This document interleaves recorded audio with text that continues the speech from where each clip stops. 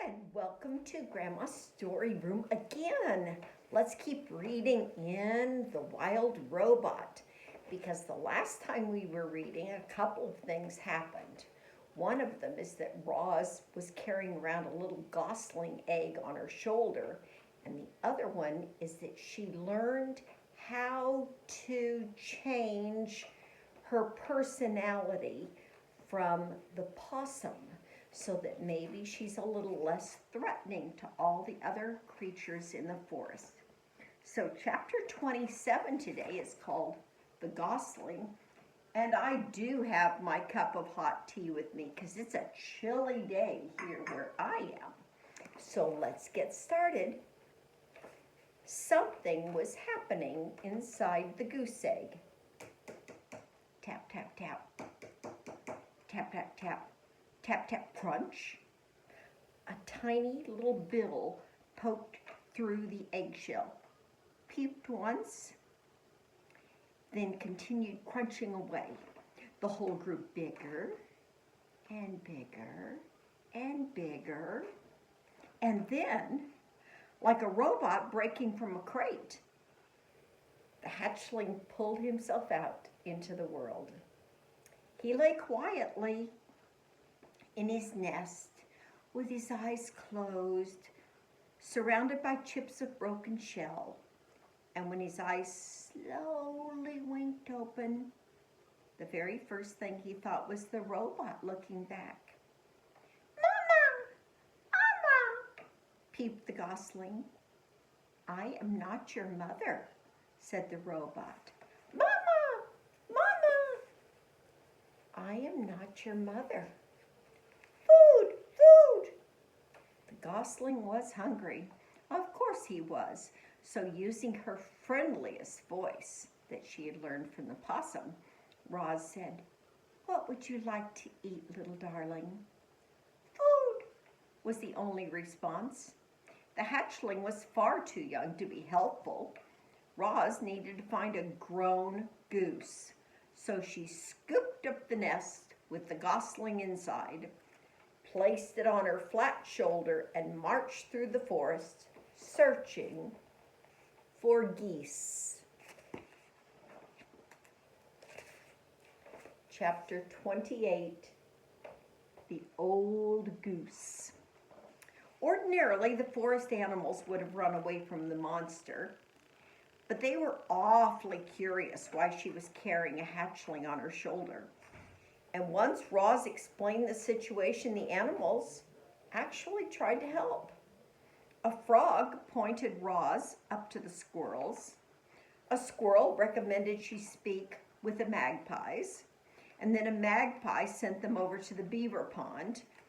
And the ground grew soggier, the grass grew taller, and soon the robot and the gosling were looking across a wide, murky pond. Dragonflies buzzed through the reeds, and turtles sunned themselves on a log. And schools of little fish gathered in the shadows. And there, floating in the center of the pond, was the old gray goose. "A very good morning to you," the robot's friendly voice boomed over the water. "I have an adorable little gosling with me." The goose just stared. "I am in need of your assistance," said Roz. "Actually, the gosling is in need of your assistance." The goose did not move. "Food!" peeped the gosling. "Food! Food!" That tiny voice was more than the old goose could bear, and she began gliding across the pond and squawking to the robot. "What are you doing with a hungry hatchling? Where is his parents?" "There was a terrible accident," said Roz. "It was my fault. This gosling is the only survivor." "If there was a terrible accident, why does your voice sound so cheerful?" The goose flapped her wings. "Are you sure you didn't eat his parents?" "I'm sure I did not eat his parents," said Roz, returning to her normal voice. "I do not eat anything including parents. The goose squinted at the robot, and then she said, "Do you know who his parents were?" "I do not know." "Well, they must have belonged to one of the other flocks on the island because nobody in my flock is missing." "Will you take the gosling?" "I most certainly will not," squawked the goose. "I can't take in every orphan I see. You say this is your fault? It seems to me it's up to you to make things right." "Mama, Mama," peeped the gosling. "I have tried to tell him I am not his mother," said the robot, "but he does not understand."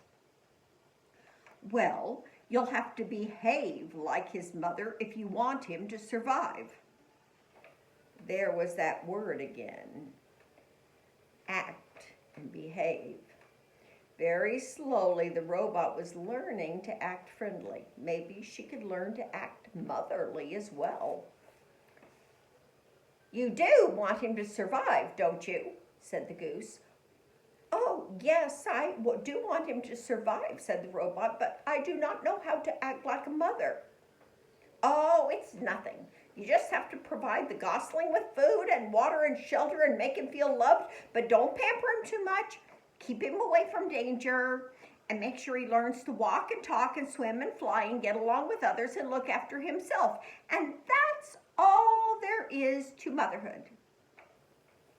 The robot just stared. "Mama, food," said the gosling. "Now would probably be a good time to feed your son," said the goose. Yes, of course," said the robot, "but what should I feed him?" "Give him some mashed up grass, and if a few insects get in there, that's all the better." So Roz tore several blades of grass from the ground. She mashed them into a ball and dropped the ball into the nest, and the gosling shook his tail feathers and chewed his very first bites of food. "By the way, my name is Loudwing," said the goose. "Everyone already knows your name, Roz, but what's the gosling's name?" "I do not know." The robot looked at her adopted son. "What is your name?" "He can't name himself," squawked Loudwing. And then, with a loud burst of wing beats, the goose fluttered up from the pond and landed right on Roz's head. Water streamed down the robot's dusty body as Loudwing leaned over the nest. "Oh dear, he is certainly a tiny thing," said Loudwing. "He must be a runt. I warn you, Roz, runts usually don't last very long. And with you for a mother, it'll take a miracle for him to survive. I'm sorry, but that's the truth. However, the gosling does deserve a name. Let's see here. His bill is an unusually bright color. It's actually quite lovely. If I were his mother, I would call him Bright Bill. But you're his mother, so it's up to you." "His name will be Bright Bill," said Roz as the goose fluttered back to the water. "And we will live by this pond where he can be around other geese. And we will find us a sturdy tree nearby." "You will do no such thing." The goose flapped her wings. "A tree is no place for a gosling. Bright Bill needs to live on the ground like a normal goose."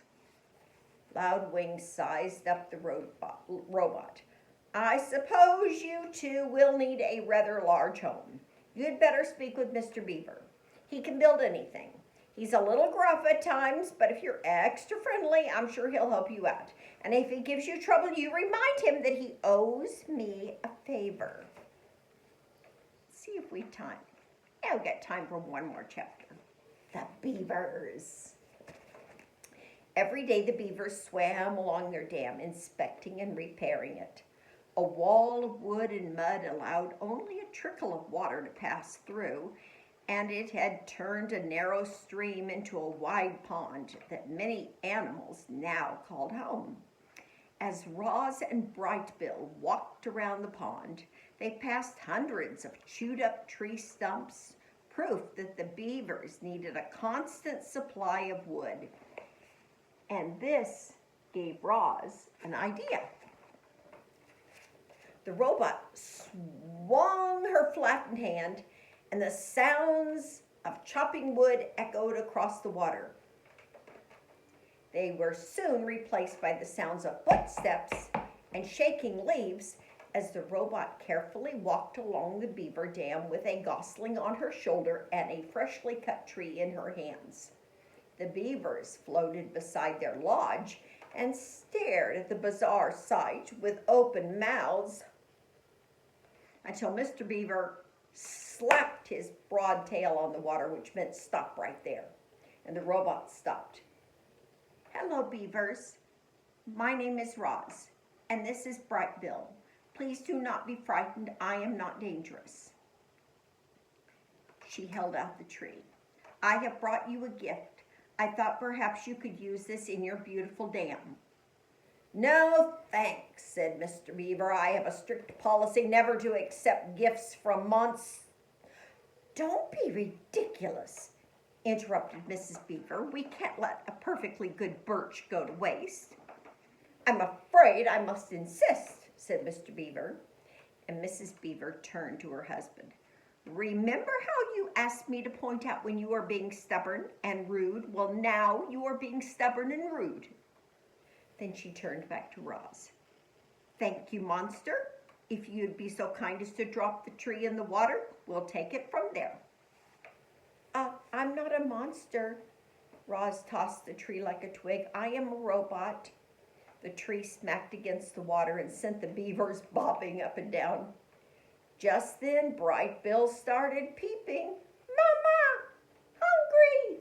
So Roz dropped a ball of grass into the nest. The gosling thinks you're his mother, came a quiet voice. It was Paddler, Mr. and Mrs. Beaver's son. His real mother is dead, said Roz, so I have adopted him. There was a brief silence. Then Paddler looked up at Roz and said, You are a very good robot to take care of Brightbill. And Mr. Beaver sighed, Yes, that is very good of you, Roz, but I do not understand what any of this has to do with us. My son and I need a home, and Loudwing said you would help us build one. Of course he did. She did, Mr. Beaver muttered to himself. Loudwing gets me out of one lousy jam, and I spend the rest of my days doing her favors. Mrs. Beaver glared at her husband. Sorry, he said, realizing he was still being stubborn and rude again. Stay right there, Roz. We need a family meeting. So the three beavers slipped under the water, and a moment later their muffled voices could be heard inside the lodge. The robot stood on the dam and patiently waited with her son. Mama! Yes, Brightbill, I'm trying to act like a good mother. A ripple, and Mr. Beaver's head appeared above the water. If you bring us 4 more trees, good, healthy ones, maybe I'll have time to help you in the gosling. That is wonderful, said the robot. We will be right back. And that's where we're going to stop today. And next time, we're going to hear this chapter on the nest. You know what is so wonderful is that the creatures are beginning to accept Roz. And she's not alone anymore. So, see you next time.